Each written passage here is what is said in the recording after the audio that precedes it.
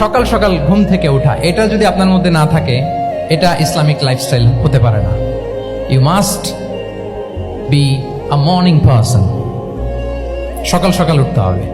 আপনার সময় এমনভাবে মেনটেন করবেন আপনি যে সকাল সকাল ফজরের পর থেকে আপনি অ্যাক্টিভ। তার মানে you have to wake up early, you have to sleep early. একজন মর্নিং পারসন যদি না হন, এটা ইসলামিক লাইফস্টাইল হবে না।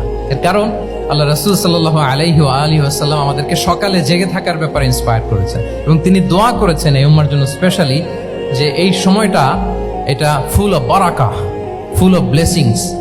তিনি দোয়া করেছেন, আল্লাহুম্মা বারিক লি উম্মতি ফি বুকুরিহা।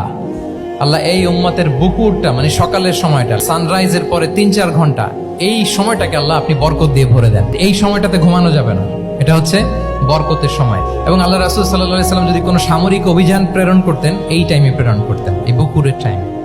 এবং সাহাবারা তাদের কোনো ট্রেড ক্যারাভান, ব্যবসায়িক কাফেলা যখন সেন্ড করতেন, এই টাইমটাতে সেন্ড করতেন, কারণ এই টাইমটাতে বারাকা।